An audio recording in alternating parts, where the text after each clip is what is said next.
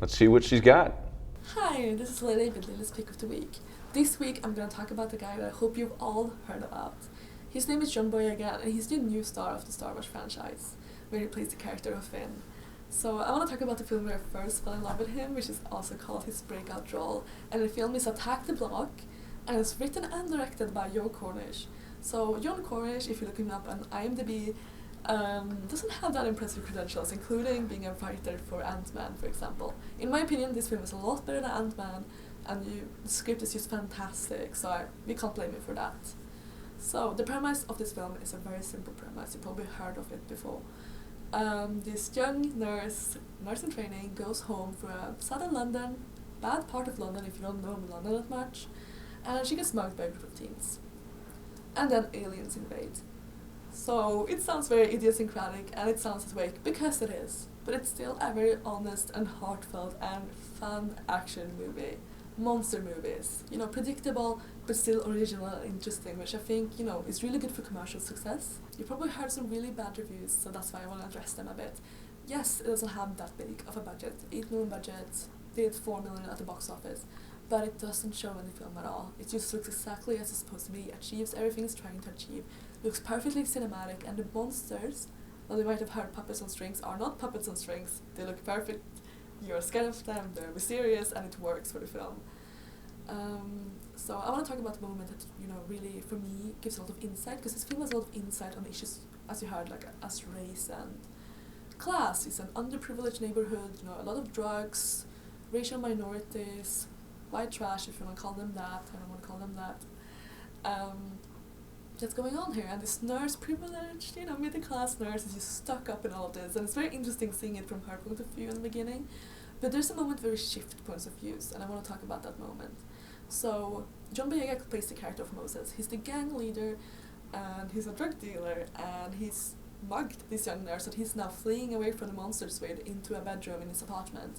So the young nurse, played by Jodie Whittaker, who's fantastic, called Sam, she looks around the room, because it looks like a little boy's room, like superhero bedding, posters on the wall, lava lamp. It's just very, very boyish, very childish. So she asks him, do you have a little brother? And that's just a moment that you cements a lot, because he says no, and she asks him, how old are you? And he says 15. And it's a very small moment in this film, but it's so important to include it in this film, because it just raises it up from being a simplified film to actually having something to talk about, something to show in all of this, which I think all storytelling should be at. Like, you shouldn't just retell the same origin stories all over and over again like Marvel does. You should try to do something different and special. So I don't want to spoil too much. It's a very simple premise. It's very straightforward, so you probably already guessed what everything's going to happen. But unlike most of the films I recommend, this is actually very fun. So I hope you watch it, and I'll see you next week. 10 Cloverfield Lane.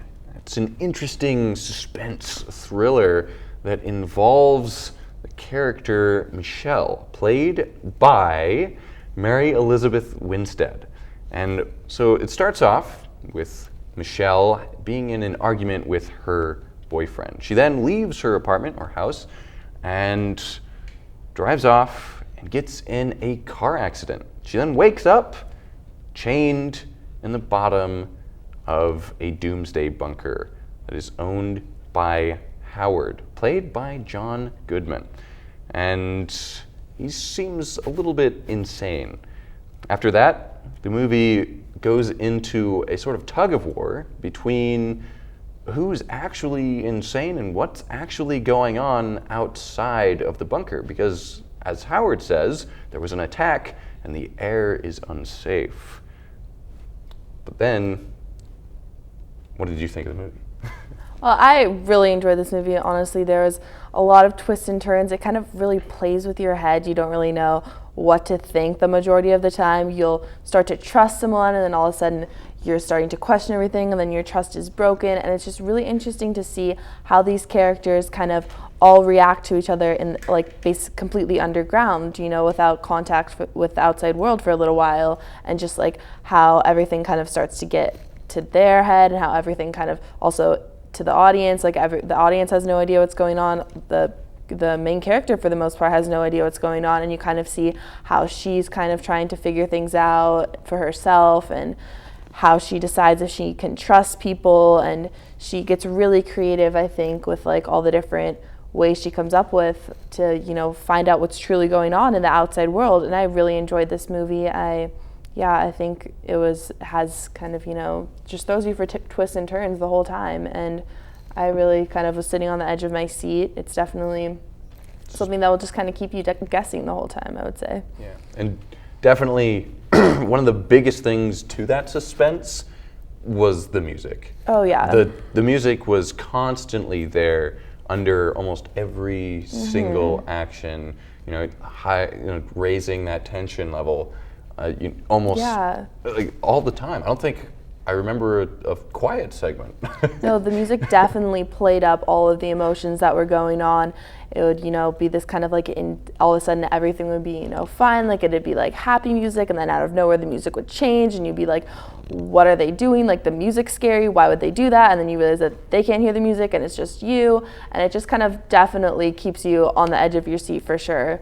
Like when you hear that the music is starting to pick up, you're like, oh gosh, what's going to happen now? So I think they definitely did a really good job with that, with, you know, matching the music to the mood of the movie for sure. Yeah, and for the set being, for the most part, just inside of this little tiny doomsday bunker, they pieced it together really well. Yeah, they definitely, you know, had to come up with some creative camera angles within this basically one room. There's one main room that they filmed in the whole time, and I thought they really used the space well. The way that they like had the characters kind of use the space and how they filmed it, I thought for sure it was done really well. There was a little bit more than one room in the end there. I mean, there's a couple maintenance rooms and vents and whatnot, but it was definitely a small space. You'll see. You have to go watch it, see all the different places that they discovered. So what did you think about the ending? Oh man, okay, no spoilers. You have to go see this movie for yourself, but the ending is definitely not what you'd expect. Throughout the whole movie, you're kind of getting a different idea of what's going on. You think you know what's going to happen in the end. You kind of start to piece it together, and you're like, okay, I think I have an idea of what's actually going on in the outside world, how this is going to end, like what the characters are going to do, but I will guarantee you, you do not know exactly what's happening out there. So you have to see it for yourself. I thought the ending was pretty surprising and surprisingly good at that. Yeah. So what did you think about the movie overall? I'd say, once again, I'm going to give this movie 3.5 stars just because I really liked it. I really don't have any major critiques for it. I thought they did a really good job. I really enjoyed pretty much all the aspects of this movie. I just have a hard time giving movies like 4 stars unless they're like my favorite movie ever, which is just weird. But I would definitely recommend this movie to anyone who likes, you know, a good thriller, suspense, kind of keeping you on your toes for the whole time. Yeah, for sure. I would probably also give it a 3.5. I gave Whiskey Tango Foxtrot a 4, but this one had a few paths of action by the characters that I didn't agree with. But for the most part, all of the motives, all of the reasoning as to why they would make the choices they did were understandable, but not necessarily the ones I would want. Yeah. So that's 3.5 for me. Yeah, I guess it depends who's stuck down in the bunker or what ends up happening. So you'll just have to go see for yourself and see how this movie turns out, because I guarantee you'll be surprised. Make sure to tune in next week when we talk about what a badass Batman is. Oh, please. Man against God. Superman will make Bruce Wayne cry bat tears. Next week, we'll be reviewing Batman versus Superman. Make sure to tune in. Good night, Cougs. Are you kidding me? No, Batman will win because he can play off of the That doesn't make any sense. Like, Superman's strength is like 10 times Batman. Like, I mean...